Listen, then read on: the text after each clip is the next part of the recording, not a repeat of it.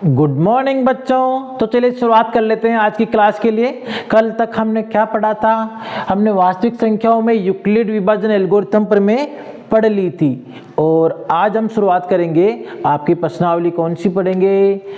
1.2 हम पढ़ेंगे। इसमें अभाज्य गुणनखंडों के बारे में हम पढ़ेंगे। तो ठीक है, तो चलिए शुरुआत करते हैं। अपनी बुक खोल के बैठ जाइएगा। जैसा कि मैं आपसे हमेशा कहता आया हूँ, अपनी बुक खोलना है, पेन और कॉपी साथ में लेनी है। और कल आपको कुछ होमवर्क भी दिया गया था, आपने किया या नहीं किया? अगर आपने किया है तो बहुत अच्छी बात है, क्योंकि मैं आपको पर्टिकुलर आके तो चेक कर नहीं सकता। अगर आप कर रहे हो साथ के साथ होमवर्क तो ये बहुत अच्छी बात है। तो बुक उठा लीजिएगा आपकी और शुरुआत करते हैं 1.2 से। आपको स्क्रीन पर भी इसका दिखाया जा रहा है। सबसे पहला क्वेश्चन आपका, क्वेश्चन पहला कौन सा है? इसमें आपसे देखिएगा, अभाज्य गुणनखंडों के गुणनफल के रूप में व्यक्त कीजिए। पहला प्रश्न कौन सा रहा है? अभाज्य गुणनखंडों के, क्या बोल? अभाज्य गुणनखंडों के, अभाज्य गुणनखंडों के गुणनफल के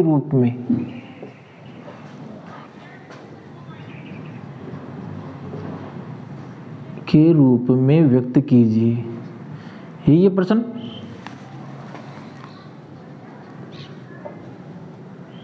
ठीक है। और अब अच्छा, यहां तक आपने देख लिया। अब आप ये सोच रहे होंगे कि मैं मैथ पढ़ा रहा हूं तो बार बार इन हिंदी क्यों लिखता हूँ, हिंदी के जो स्टेटमेंट है वो बार बार क्यों लिखता हूँ? जैसे सवाल स्टार्ट होना है, सीधे सीधे अंक भी लिख सकता था मैं यहाँ पर, ठीक है। सीधे सीधे क्या लिख सकता था मैं? अंक भी लिख सकता था।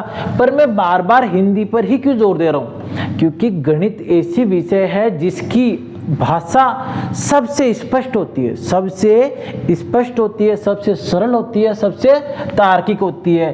तो गणित का जो सवाल होता है उसमें जो प्रश्न पूछा जाता है उसी में उसका उत्तर होता है। यही चीज मैं आपको सिखाता हूँ, बार बार आपको इसलिए बोलता हूँ। जैसे इसको पकड़िएगा, सबसे पहले प्रश्न जो पूछा जा रहा है अभाज्य, ये आपको समझने के लिए अभाज्य। तो सबसे पहले बात करेंगे अभाज्य की। सीधे प्रश्न रटाना थोड़ी काम है मेरा, रटने के लिए तो बहुत सारे टीचर पढ़े हैं, उनके साथ जाके पढ़ लो, ठीक है। अभाज्य की बात करेंगे, इसको समझाएंगे। गुणनखंड की बात करेंगे, ठीक है। गुणनखंड और गुणनफल के रूप, ठीक है। बहुत ही आसान सा इसका मैटर है। अभाज्य क्या है? ऐसी संख्या जिसमें एक या स्वयं का ही भाग जाता है। ऐसी संख्या जिसमें एक या स्वयं का ही भाग जाता है। जैसे मान लो 2 हो गया, ठीक है। 2 में किस किस का भाग जा रहा है? 1 का और 2 का। 3 हो गया, 3 में किस किस का जा रहा है? 1 और 3 का। 5 हो गया, 7 हो गया, 9 मत कर देना, 9 में 3 का भी तो भाग जा रहा है, ठीक है। 11 हो गया, 13 हो गया, ठीक है। 17 हो गया और 19 हो गया, 23 हो गया। तो इस तरह की ये संख्याएं क्या हो रही है? अभाज्य संख्याएं। क्या हो रही है? ये अभाज्य संख्याएं, ठीक है। दूसरी बात, गुणनखंड। गुणनखंड के और टुकड़े कर सकते हैं, गुणा और खंड। जैसे किसी भी चीज को हम गुणा के रूप में खंडित कर सकते हैं। जैसे मान लो 15 है, 15 को हम कैसे लिख सकते हैं? 15 को हम लिख सकते हैं 3 गुणा 5, 3 गुणा 5, इस तरह से लिख सकते हैं। तो ये क्या हो गया? ये भी एक खंड हो गया, ये भी एक खंड हो गया। गुणा के रूप में ये गुणा हो गया, ये गुणा हो गया, ये खंड हो गया। क्या मिल गया? गुणनखंड। क्या हो गया? गुणनखंड, ठीक है। अब गुणनफल के रूप में लिखना है। किसके रूप में लिखना है? गुणनफल के रूप में। अगर ये बात आपको आज समझ में आ गई तो आगे किसी भी एग्जाम में, किसी भी कोर्स में आपको प्रॉब्लम नहीं आएगी। अब गुणनफल के रूप में, गुणनफल कैसे होता है? जैसे मान लो 15 है, 15 को हमने 3 गुणा 5 लिखा तो बराबर में यहाँ 15 है तो इसका उत्तर भी 15 ही आना चाहिए। ये आना ही चाहिए। तो इसका मतलब गुणनफल के रूप में कि हाँ इसका गुणनफल ये होगा, इसका गुणनफल ये होगा, तो इसके रूप में आपको लिखना है, ठीक है। और रूप कैसा, रूप यही, रूप कौन सा होना चाहिए जिसमें मान लो कोई भी एक संख्या दे दी 45, तो 45 को किस तरह से लिखोगे, 3 गुणा 5 गुणा 3 पंजे 15, 15 पंजे या 15, चलो 3 से कितना 15, 3 3 5, ठीक है, 3 3 9, 9 पंजे 45, तो इस तरह से लिखेंगे तो ये गुणन के रूप में हो गया, तो इसका रूप हो गया। समझ में आ रही है बात आपको? इसको समझाने का उद्देश्य यही है कि आप जब भी क्वेश्चन को करो तो उसकी लैंग्वेज को पकड़ लो, और लैंग्वेज जो भाषा है उसकी, उसके अनुसार आपको उसमें करने में बहुत आसानी होगी, समझने में आसानी होगी, और किसी भी परीक्षा में आपको कभी कोई ऐसी घबराहट नहीं होगी। अब बात करते हैं आपके प्रश्नावली 1.2 की। प्रश्नावली कौन सी है? 1.2 की। पहला क्वेश्चन कौन सा? 140। कौन सा है? 140। 140 को किस में लिखना है? अभाज्य गुणनखंडों के रूप में। तो सबसे आसान तरीका कौन सा है जो हम बचपन से करते आ रहे हैं? 140 को ऐसे लिख लो, 140 को ऐसे लिख लो, ठीक है। 2 का भाग दिया हमने, सबसे पहले किसका भाग देंगे? शुरू से 2 से, 2 के बाद 3 हो गया, 3 के बाद में 4 का देना नहीं है क्योंकि 2 का जा रहा है। जब तक 2 का जाता रहेगा 2 का देंगे, 2 का नहीं जाएगा 3 का, फिर 3 का नहीं जाएगा आगे 5 का देंगे, 5 का नहीं जाएगा 7 का देंगे, 7 का नहीं जाएगा 11 का देंगे, फिर इस तरह से हम जाता रहेगा, ठीक है। भाग देते रहेंगे। 2 का भाग 140 में 70 बार जाता है, आगे 2 का फिर जा रहा है, बिल्कुल जा रहा है 35 बार, फिर 2 का चला गया, नहीं 2 का नहीं जाएगा, 2 का नहीं जाएगा 35। अब 35 में देखो 2 का नहीं जा रहा है तो क्या 3 का जा रहा है? 3 का नहीं जाता इसमें। 5 का जा रहा है, बिल्कुल 5 का जा रहा है, ये 5 का चला गया। 5 का भाग कितने बार जाएगा? 5 7 35, अब 7 में 7 का जा रहा है सीधा सीधा, ठीक है।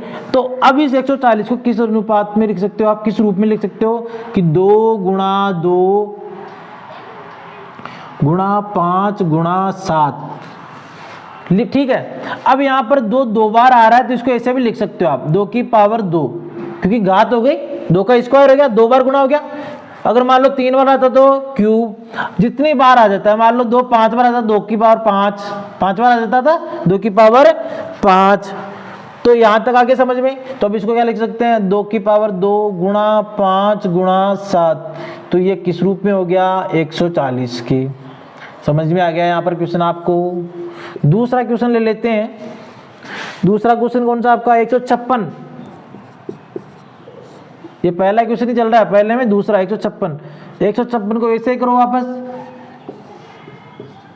156 में सीधा सीधा भाग दो, कितने देगा? 2 का कितनी बार जाएगा? 2 7 14, बच गया 1, 2 8 16, चला जाएगा अभी भी 2 का, फिर 2 का भाग देंगे, कितना आ रहा है? 2 3 6, और बच गया 1 तो 2 नाम 18।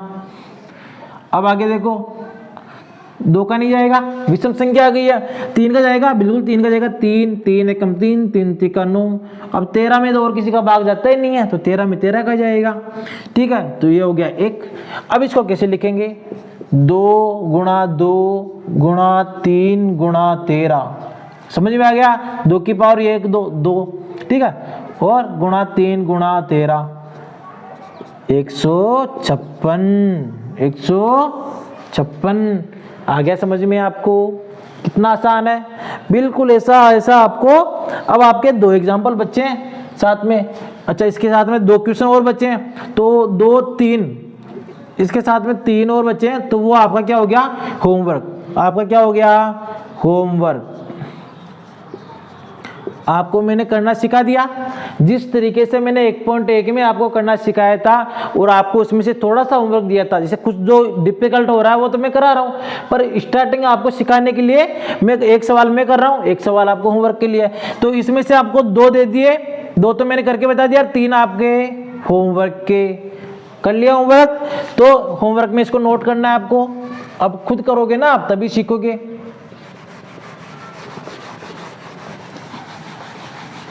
अब आगे चलेंगे।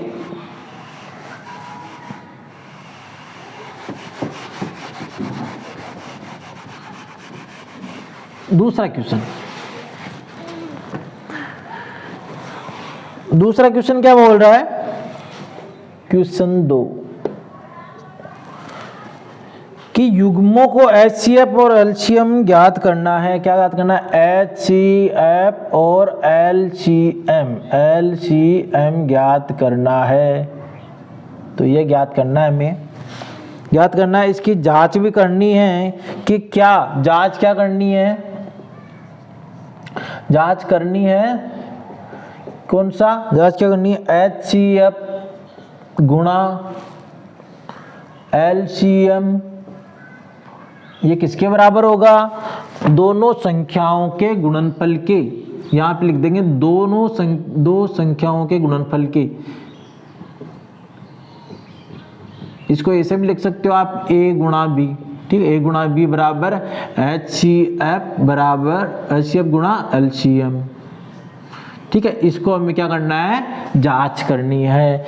तो पहला क्वेश्चन कौन सा आपका? इसमें क्या ले रखा है? इसमें 26 और 91। 26 और 91 ये दो संख्याएं हैं। सबसे पहले तो यहां तक तो आपने जैसे आपको नोट करना है, 26 और 91 आ गए। अब देखो क्या ज्ञात करेंगे? सबसे पहले HCF। सबसे पहले क्या ज्ञात करेंगे? HCF। अब देखो बहुत ही आसान तरीका ये है कि अगर आपको गुणन क्रिया करने में, इस तरह की जो कैलकुलेशन करने में थोड़ी सी दिक्कत आती है, थोड़ी सी भी, तो आप इसको करेंगे राइटिंग में। कैसे करेंगे? राइटिंग में, मतलब लिख कर करेंगे। अगर आप अच्छे खासे हैं मैथ में, आपको कैलकुलेशन अच्छी आती है, तो आप डायरेक्ट कर सकते हो। किस तरीके से? HCF कैसे निकालोगे? 26 हो गया, 26 के गुणनखंड इधर करेंगे। 91 हो गया, 91 के गुणनखंड इधर करेंगे, और दोनों में जो कॉमन होगा वो आप नीचे लेकर यहाँ पे निकालेंगे। अतः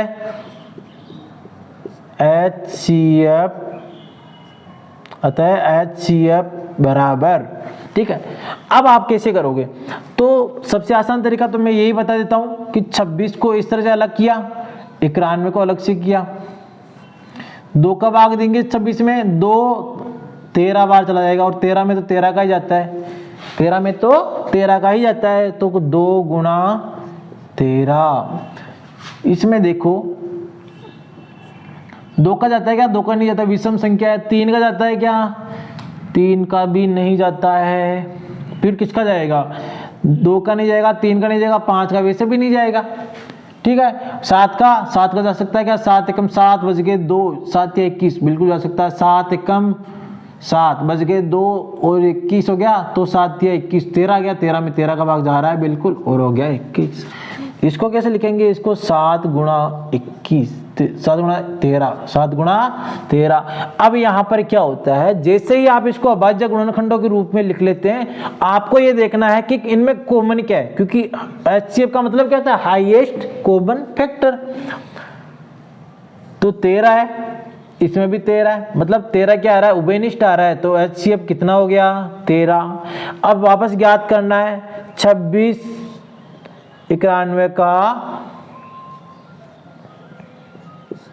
लेस है, तो LCM। क्या ज्ञात करेंगे? LCM।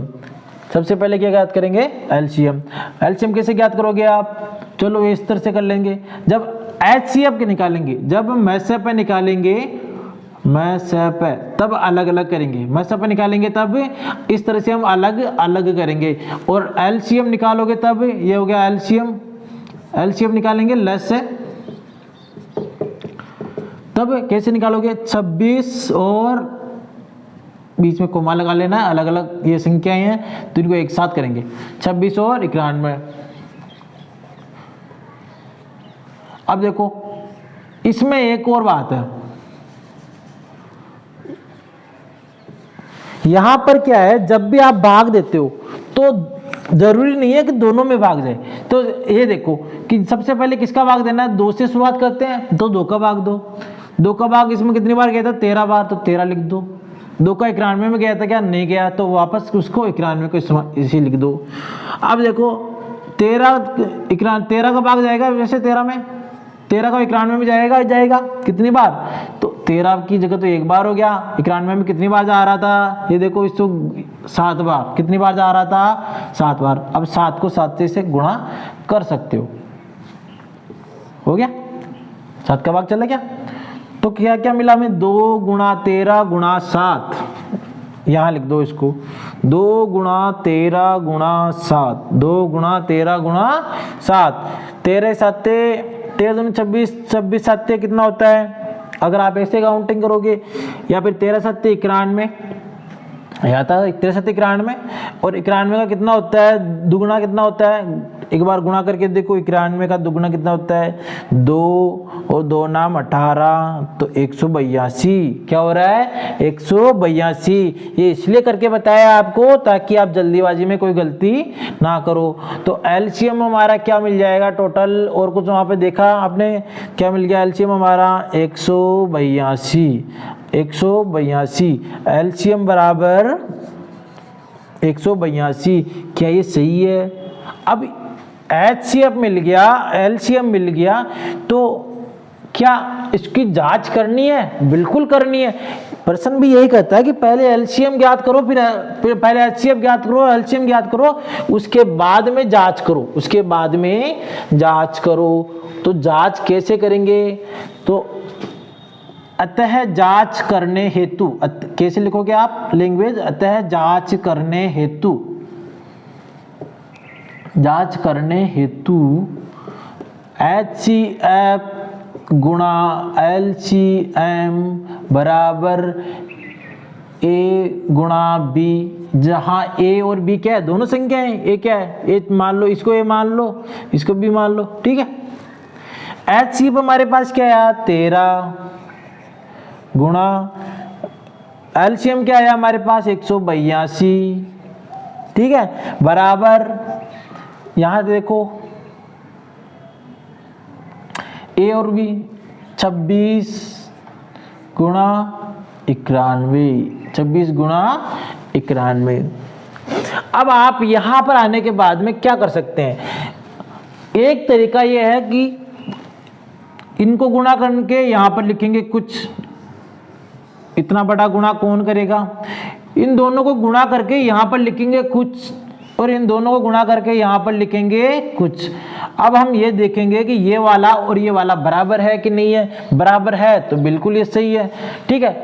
एक तरीका तो ये भी है कि आप इसको इस तरह से गुणा करके देखो। दूसरा तरीका मैं बहुत ही आसान बताता हूं, अगर आपको ये लग रहा है कि ये तो हमने सीख लिया, तो सीख लिया तो खुद को डेवलप करो। कैसे करोगे, क्योंकि हमने बार बार इनका प्रयोग किस में किया है, लसपे और मसपे में किया है। कैसे कि 13 से 2 को गुणा किया तो 26, इसका मतलब यहां से इसको काट सकते हैं, 13 एकम 13, 13 दूना 26, 13 दूना 26। तो अब इसको अगर फिर भी दिक्कत, इसको ऐसे लिख लो, 1 गुणा 182 बराबर 2 गुणा 91। अब यहां पर देखो 13 7 91 हो रहा है कि नहीं हो रहा, 13 7 91 हो रहा है कि नहीं हो रहा, और 91 गुणा 2 कितना हो रहा है 182, तो ये हो गया 182, एक से क्या गुणा करना, ये तो हो गया 182। LHS बराबर RHS इति सिद्धम, क्या कहेंगे, इति सिद्धम। अब इसके बीच में एक और लाइन लिख सकते हो, अतः HCF व LCM का गुणा दोनों संख्याओं के गुणा के बराबर होता है, इति सिद्धम। समझ में आ गया, कितना इजी था, बहुत ही इजी था आपको, ठीक है। इसी तरह से इसमें जो दो आएंगे आपको, बाकी के जो क्वेश्चन दूसरे वाले क्वेश्चन में दो आपको जो छोटे छोटे क्वेश्चन हैं उनको आपको खुद को होमवर्क के रूप में करना है। जैसा कि मैंने आपको लैंग्वेज सिखा दी कि किस तरीके से आपको ये करना है। सबसे इम्पोर्टेंट होती है लैंग्वेज, आपको लिखना कैसे है वो चीज़ अगर आप सीख जाते हो और क्वेश्चन करने का तरीका आप सीख जाते हो तो फिर कहीं कोई दिक्कत नहीं आने वाली। अब कौन सा करेंगे, अब हम करेंगे क्वेश्चन नंबर 3, क्वेश्चन नंबर 3 करेंगे।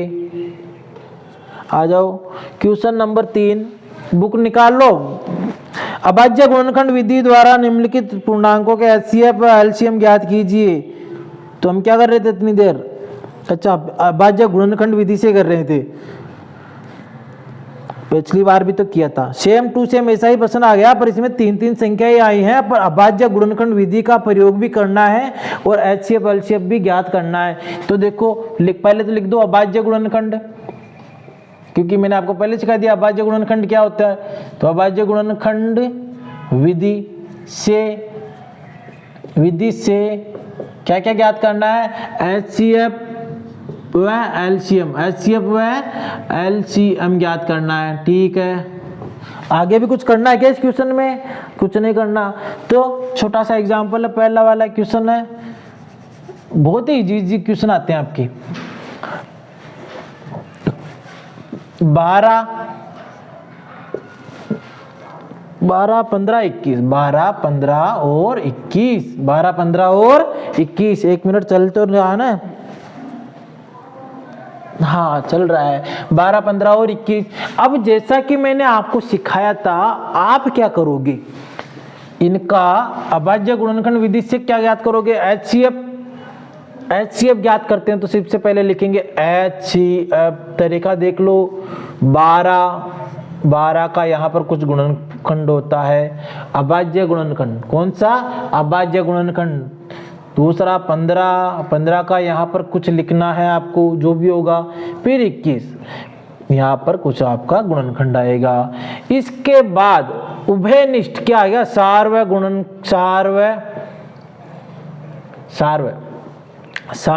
उभयनिष्ठ, जिसको कहते हैं हाईएस्ट कॉमन। उभयनिष्ठ की बात करेंगे, उभयनिष्ठ गुणनखंड। क्या करेंगे? गुणनखंड। तो यहाँ पर फिर आ जाएगा हमारे पास एचसीएफ।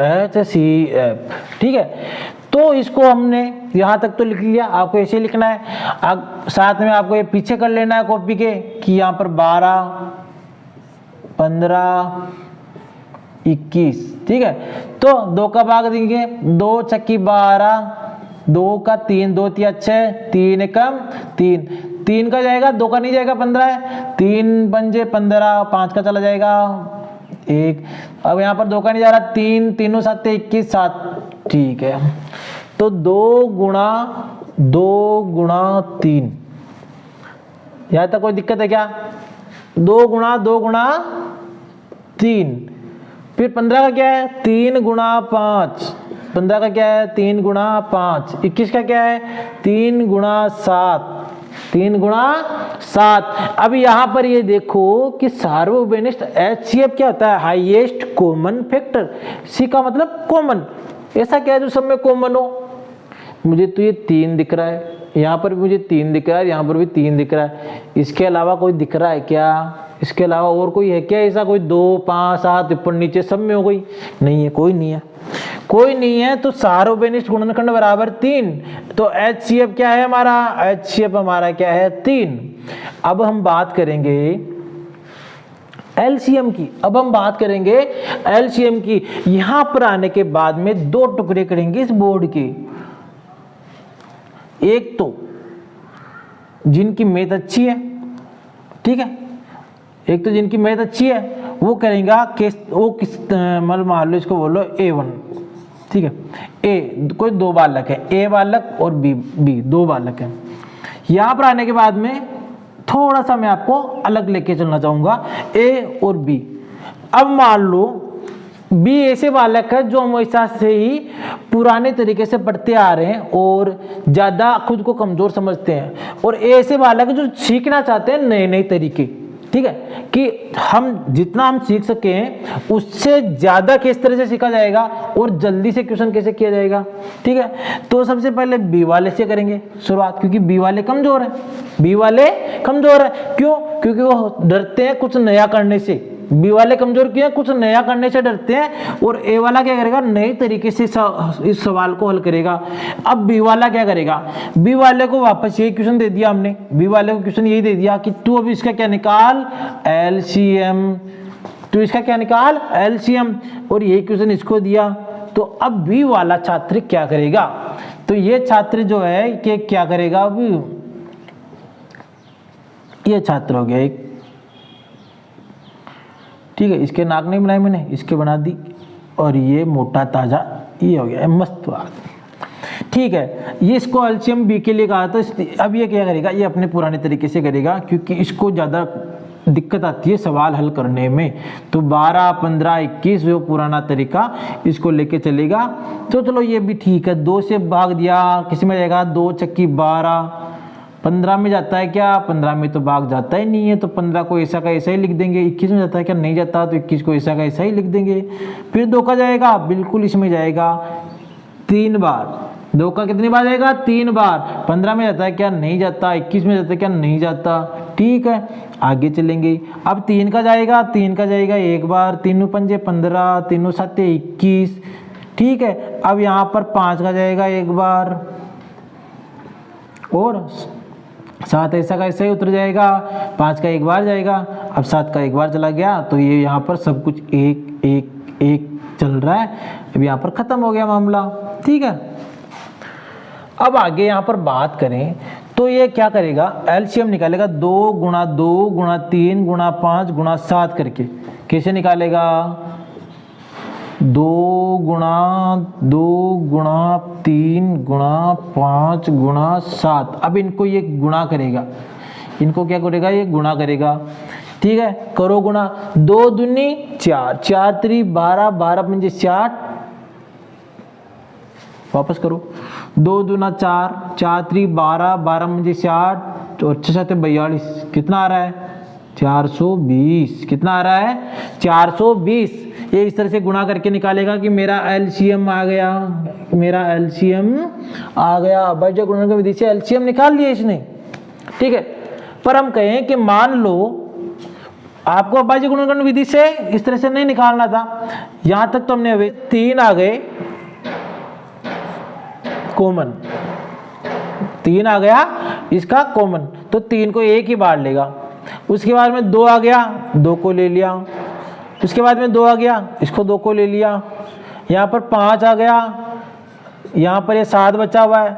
तो इसका मतलब इसने क्या किया, यहीं से जो जहाँ इसने एचसीएफ निकाला था, इसने यहीं से क्या कर लिया, इसने यहीं से क्या कर लिया, उठा लिया। किनको, जो कॉमन है वो केवल एक बार आएगा, जो उभयनिष्ठ है वो केवल एक बार आएगा। बाकी के अगर जितनी बार है, 2 बार है तो 2 बार आएंगे, 5 एक बार है 5 एक बार आएगा, 7 एक बार है 7 एक बार आएगा, ठीक है। तो यहाँ पर वो एलसीएम गुणा एचसीएफ वाला काम यहाँ पर नहीं हुआ, क्योंकि संख्या यहाँ पर 3 आ गई। अगर यही संख्याएं 2 आती तो इसमें बहुत आसानी से कर लेता है, क्या कर लेता, बहुत आसानी से कर लेता है, ठीक है।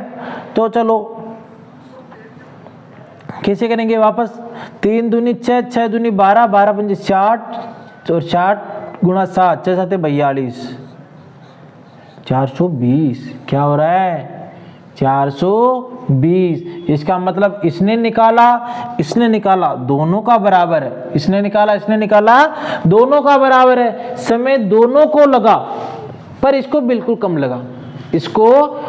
कम लगा, क्योंकि इसने पहले दिमाग लगाया, जितना जल्दी हो सके उतना इसने दिमाग लगाया। इसने आराम से ऐसे किया, चलो इसको मान लो सरल थी, संख्याएं थोड़ी सरल थी। जैसे मान लो यहाँ पर बड़ी आ जाती, कुछ 2 3 अंकों की आ जाती, ऐसे बड़ी आ जाती, और उनको सबको करना था। तो ये क्या करता, ये कैलकुलेशन में बैठा रहता। तब तक ये क्या कर लेता, इसमें से छांट लेता कि जो उभयनिष्ठ है उसको तो एक ही बार लेंगे, और बाकी संख्याएं उनको साथ में लेके चलो। तो इसका हो गया 420, इसका भी हो गया 420। पर क्या ये सबसे फास्ट करेगा काम, बिल्कुल। और अभाज्य गुणनखंड विधि तो ऐसी ही होती है। तो हमने काम इससे भी लिया, इससे भी लिया। अब आपको ये देखना है कि कैसा काम आपको सबसे ज्यादा अच्छा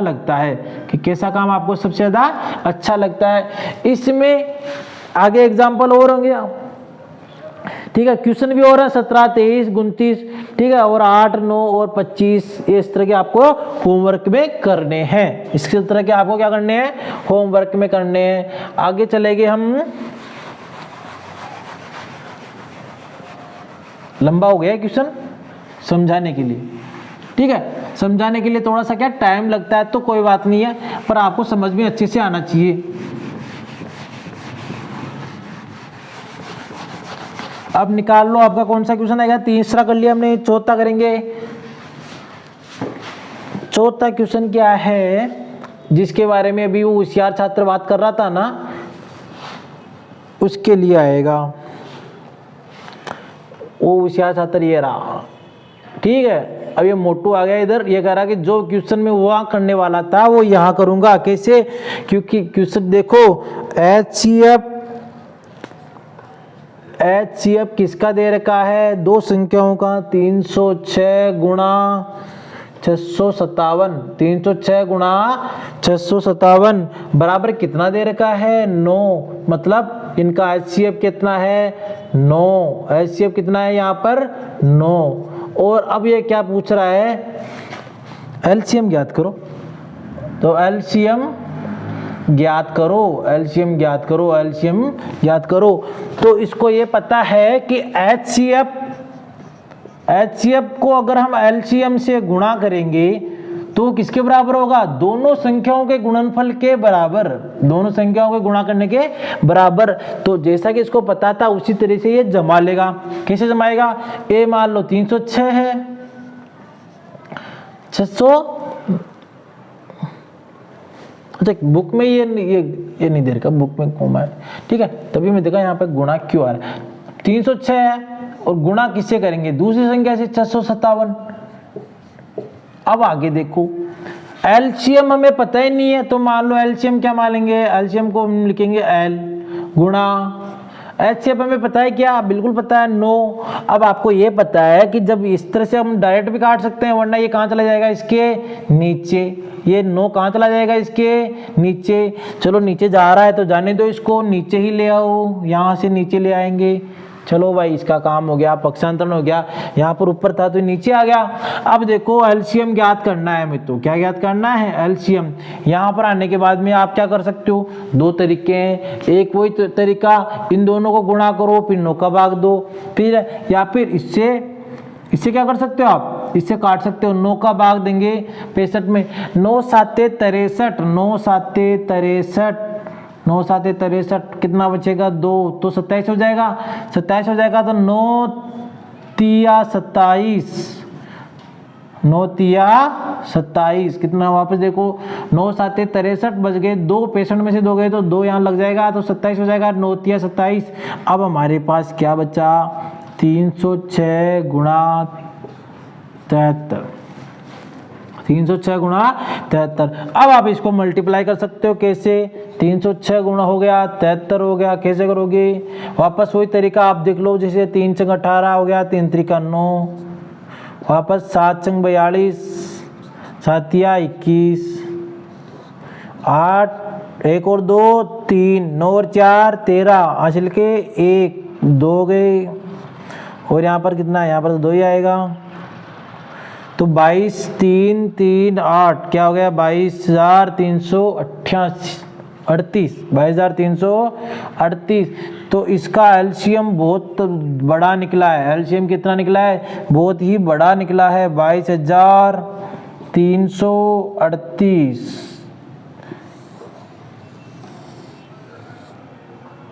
22,338। तो ये इसका क्या निकल गया, LCM निकल गया। यहां पर आ जाइएगा,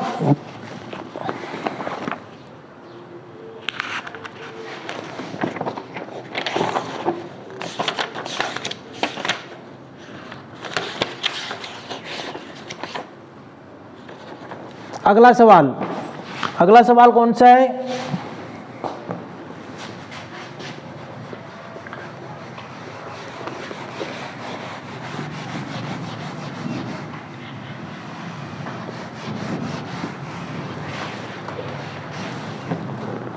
अगला सवाल कौन सा हमारा, चौथा हमने कर लिया, पांचवा देखेंगे। पांचवा बहुत ही इजी है। पांचवा वही बात, लैंग्वेज वाली बात। लैंग्वेज को हमें पकड़ना है, कैसे करेंगे, जांच कीजिए कि क्या किसी प्राकृत संख्या n के लिए, किसी प्राकृत संख्या, ये होगी मान लो प्राकृत संख्या n के लिए अब ये बताओ, जब मैंने आपको वास्तविक संख्याएं शुरू में पढ़ाना शुरू किया था वहां तब मैंने बताया था प्राकृत संख्या n क्या होती है, जो जीरो नहीं आता उसमें 1 2 3 इस तरह से आएगा, तो जीरो तो होगा ही नहीं यहाँ पर। n के लिए संख्या, n के लिए संख्या कौन सी है यहाँ पर, 6n, 6n क्या होगा, 6n और किसमें गुणा ये अंक, तो ये अंक किस पर समाप्त होनी चाहिए, जीरो पर, अंक जीरो पर समाप्त होती है, समाप्त होती है। तो समाप्त होने का मतलब समझ रहे हो आप क्या होगा, मतलब लास्ट का जो डिजिट होगा, लास्ट का जो डिजिट होगा, मतलब कोई भी ऐसी संख्या है जिसको 6 से गुणा करेंगे और जिसका अंक जो होगा इकाई का अंक जो होगा इकाई का अंक, वो कैसा होगा, वो कैसा होना चाहिए, जीरो में होना चाहिए, जीरो में होना चाहिए। तो यहां पर रखेंगे माना, यहां पर करेंगे माना n प्राकृत संख्या के लिए, माना n प्राकृत संख्या के लिए, माना n प्राकृत संख्या के लिए क्या करेंगे, 6n को विस्तृत रूप में करने पर, विस्तृत रूप में करने पर, यहां पर करेंगे करने पर, यहां पर 6n को कैसे लिखेंगे, देखो 6 को कैसे लिख सकते हैं, अभाज्य गुणनखंड में 2 गुणा 3, अभी सिखाया ना आपको गुणनखंड, 2 गुणा 3, यहाँ पर बाहर n है, ये जो बाहर n है ये तो बाहर ही रहेगा, पर 6 को हम ऐसे लिख सकते हैं कि नहीं लिख सकते हैं, बिल्कुल लिख सकते हैं। ये अंदर 6 है, इसको कैसे भी लिख सकते हैं, प्लस में माइनस में कैसे भी लिख सकते हैं। तो 2 गुणा 3 गुणा n, 2 गुणा 3 गुणा n, तो यहाँ पर देखो 6n हो गई, चूंकि यहाँ पर लिखाएंगे चूंकि ऊपर आता है कि नीचे आता है, तो चूंकि नीचे आएगा, चूंकि 2 गुणा 3n से कोई प्राकृत संख्या, क्या कहेंगे, कोई प्राकृत संख्या, प्राकृत संख्या का क्या होगा, का अंक शून्य नहीं आ सकता, अंक शून्य नहीं आ सकता, नहीं आ सकता। आवश्यक गुणनखंड, आवश्यक क्या होगा, गुणनखंड, आवश्यक गुणनखंड शून्य हेतु, यहां क्या लिखेंगे, शून्य हेतु, किसी भी संख्या के इकाई के अंक में 0 आए, इसके लिए आवश्यक गुणनखंड क्या होना चाहिए, आवश्यक गुणनखंड क्या होना चाहिए। जैसे मान लो 5 है, 5 को अगर पीछे 0 लाना है, मान लो 5 है, 5 को अगर पीछे 0 लाना है तो क्या करेंगे, 10 से गुणा करेंगे, 5 दे 50, और मान लो 2 0 लाने हैं तो 100 से गुणा कर देंगे, मतलब कम से कम उसमें क्या होना चाहिए, 2 गुणा 5 गुणनखंड होने चाहिए, 2 गुणा 5 क्या होना चाहिए, अभाज्य गुणनखंड होने चाहिए, अभाज्य गुणनखंड होने चाहिए, अभाज्य गुणनखंड होने चाहिए। आवश्यक गुणनखंड क्या होगा, अभाज्य गुणनखंड होने चाहिए। तो यहां पर क्या लिखेंगे, इसलिए क्या लगाएंगे, इस तरह से बिंदु, इसलिए क्या लिखेंगे, 6n प्राकृत संख्या, 6n प्राकृत संख्या 0 पर समाप्त नहीं हो सकती, 0 पर समाप्त नहीं हो सकती, बिल्कुल इजी है, समाप्त नहीं हो सकती, नहीं हो सकती। क्यों नहीं हो सकती, इसका कारण हमने यहाँ पर बता दिया, चूंकि में कि आवश्यक गुणनखंड क्या है, 2 गुणा 5, किसी भी संख्या के अंत में 0 लाने के लिए हमें 2 गुणा 5 से ये गुणनखंड का इस्तेमाल करना पड़ेगा, क्योंकि या तो 10 से गुणा करोगे या 20 से गुणा करोगे, ठीक है। तो ये आगे हमने n लगा दिया, ठीक है, या तो 10 से 100 से किसी से गुणा करोगे। अंक इकाई का अंक 0 कब आता है, जबकि हम गुणा करते हैं 10 20 30 या 100 200 1000 किसी से करेंगे तब जाकर अंक आएगा। अब बात करते हैं छठे क्वेश्चन की, किसकी बात करेंगे, छठे क्वेश्चन की। जो जो आपको होमवर्क दिया है वो आपको करना है साथ में, ठीक है, ऐसा नहीं है कि आप होमवर्क नहीं कर रहे हो, होमवर्क करोगे तभी आप सीखोगे क्वेश्चन को।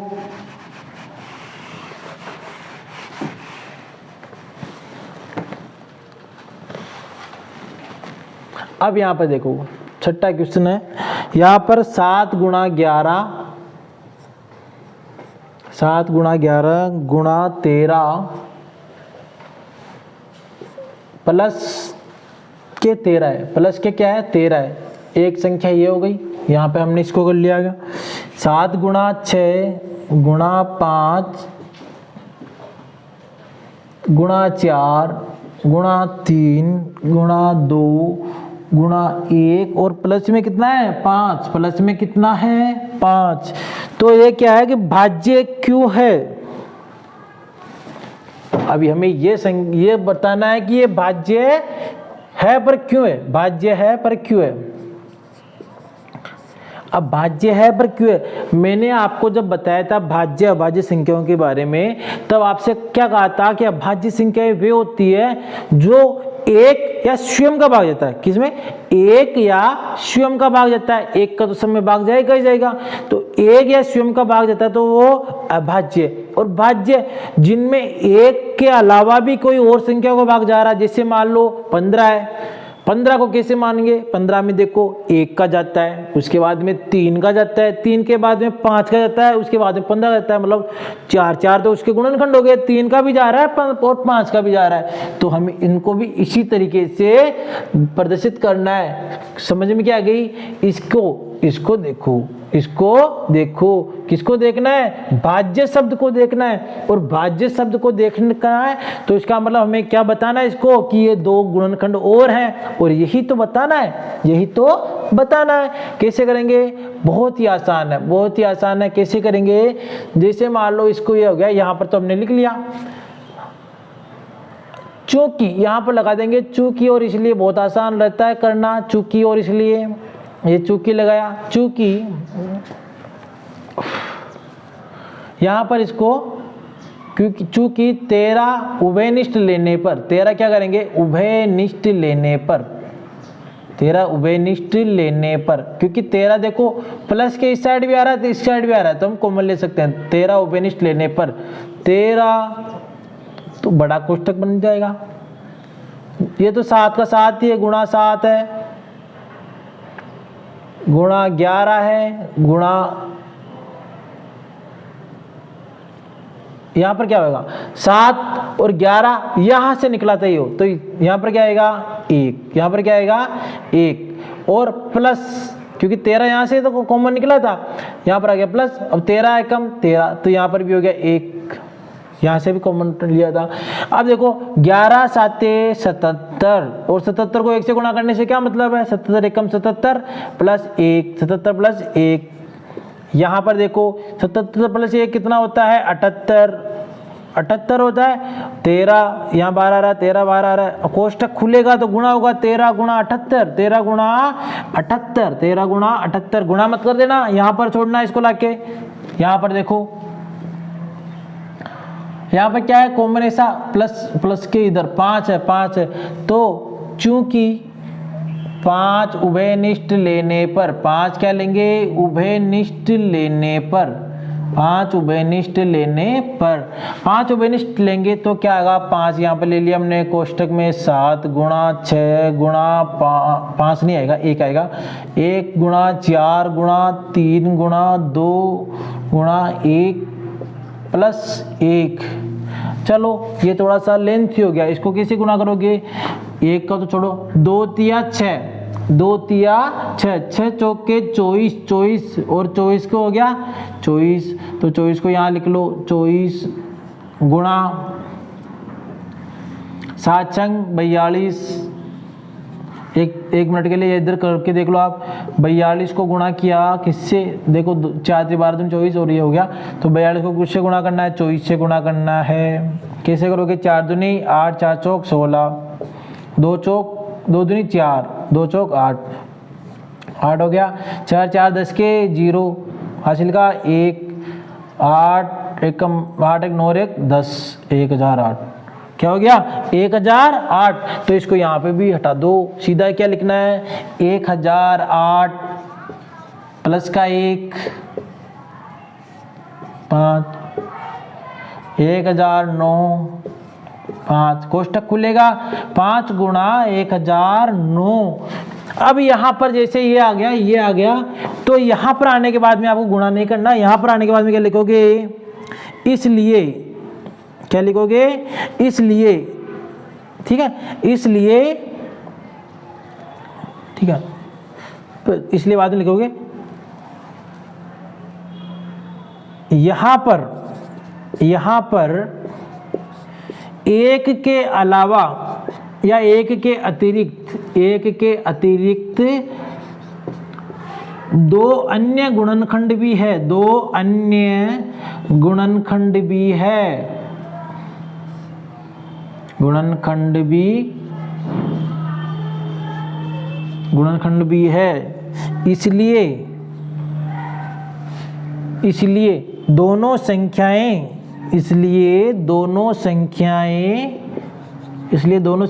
क्या है, भाज्य होगी, इसलिए दोनों संख्याएं क्या है, भाज्य होगी। और हमने कारण बताया, क्या कारण है, दो अन्य गुणनखंड है, कौन कौन से, 13 हो गया, 78 हो गया, 5 हो गया, इसका 5 हो गया और 1009 हो गया, ये इसका गुणनखंड है। दो अलग अलग चीज गुणनखंड मिल गए हमें, तो ये क्या हो गई, संख्या भाज्य हो गई, ये क्या हो गई, भाज्य हो गई। और भाज्य होने की शर्त भी यही है कि क्या, उसमें अलग संख्याओं का भाग भी जाना चाहिए। 7वां क्वेश्चन जल्दी से कर लीजिएगा, जल्दी से शुरुआत कर लेते हैं क्योंकि बहुत समय हो गया इसको लेके हुए। अब जल्दी से हम पढ़ेंगे 1.3, वो भी अगली कक्षा में।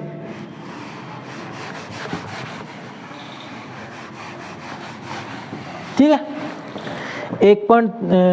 7वां क्वेश्चन बच्चे है भाई, कोई खेल मैदान है, कोई क्या है, खेल मैदान है, खेल मैदान है। यहाँ पर एक रवि नाम का लड़का है, क्या है, रवि नाम का लड़का है, वो चक्कर लगा रहा है। वो कितने देर में चक्कर लगा रहा है, रवि चक्कर लगा रहा है इस मैदान के 12 मिनट में। ये 12 मिनट लगाता है, ये 12 मिनट में चक्कर लगा लेता है। कोई एक सोनिया नाम की लड़की है, कौन सी लड़की है, सोनिया नाम की लड़की है, ठीक है, तो ये होगी सोनिया, बिल्कुल बाहर लाइन से हो गए। ये धीरे धीरे चल रही थोड़ी सी, तो ये 18 मिनट में चक्कर लगा रही। ये कितने चक्कर में, 18 मिनट में।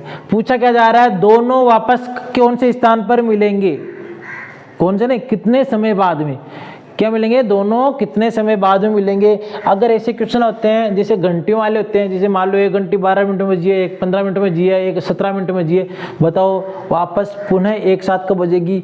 तो जहां पर आकर मिलने की बात होती है, जहां पर आकर पुनः मिलने की बात होती है, इसका मतलब क्या पूछ रहा है वो, LCM। इसका मतलब क्या पूछ रहा है वो, LCM। जहां पर लिखा जाए अधिकतम, जहां पर क्या लिखा जाए,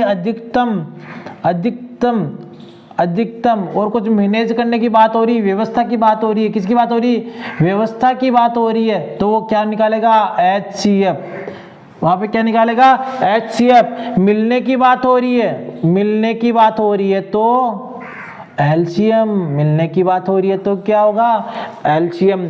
यही बात आपको देखनी है। कैसे निकालोगे कि मान लो R फॉर रवि का कितना है 12, S फॉर सोनिया का कितना है 18, 12 का गुणनखंड देखो, 12 का 2 का भाग देंगे 6 बार, 2 का देंगे 3 बार, 3 का देंगे 1 बार, तो 2 गुणा 3। चलो ऐसे नहीं करते हो तो दूसरे तरीके से भी कर लो, एक तरीका तो ये भी है, और दूसरा कौन सा है 18, 2 गुणा 9 गया 3 त्रिका 9, 3 त्रिका 1, ठीक है। 2 का भाग 18 में 9 बार जाएगा, 3 का भाग हो गया इससे 2 गुणा 3,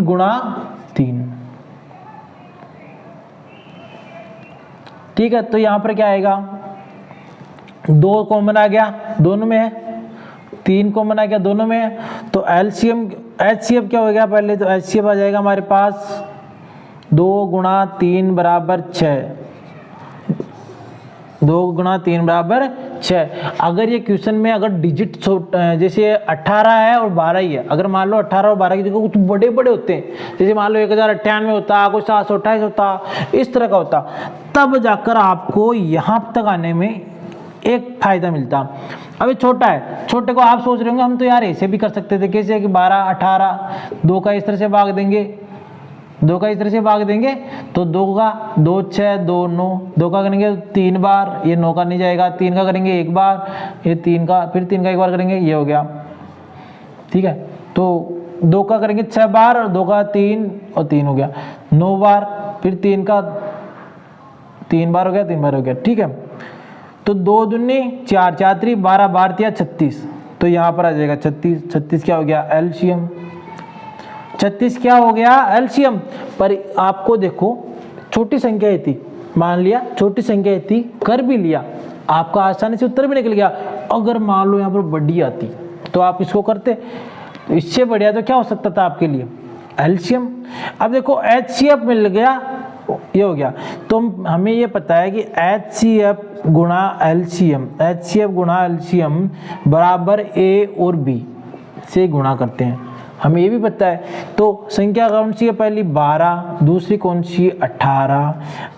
यहाँ पर एलसीएम निकालना था ना, एलसीएम यहाँ पर गुणा में कितना था 6, एचसीएफ गुणा में 6, 6 को यहाँ से हटा देंगे, इसके नीचे भेज दो, 6 3 18 12 3 36, क्या हो गया 36। बहुत ही आसानी से यहाँ पर भी उत्तर निकल गया।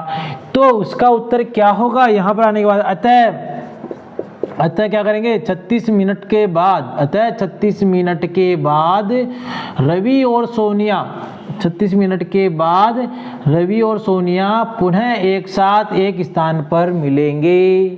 तो यहाँ तक तो हमने प्रश्नावली 1.2, कौन सी प्रश्नावली 1.2 पूरी कर ली। अब आगे अगली कक्षा में हम पढ़ेंगे 1.3 के बारे में। अभी तक आपने चैनल को सब्सक्राइब नहीं किया है तो चैनल को सब्सक्राइब कर लीजिएगा, ठीक है। साथ में बेल आइकन भी आपको दबाना है जिससे आपको इसकी नोटिफिकेशन मिलती रहे। और कंटिन्यू जो क्लासें होती है इस तरह साइंस की और मैथ की, पर्टिकुलर आपके छोटे भाई बहन है सभी के लिए काम आएगी। कक्षा कहाँ से लगे 6 से लेकर 12 तक, कक्षा 6 से लेकर 12 तक कंप्लीट साइंस और मैथ की वीडियोस रहेगी। तो आप लगातार क्लासेस देखते रहिए और अपने आसपास के दोस्तों को और अपने भाई बहनों को भी इससे पढ़ाने के लिए जोड़ते रहिए, ठीक है। धन्यवाद, मिलते हैं नेक्स्ट वीडियो में।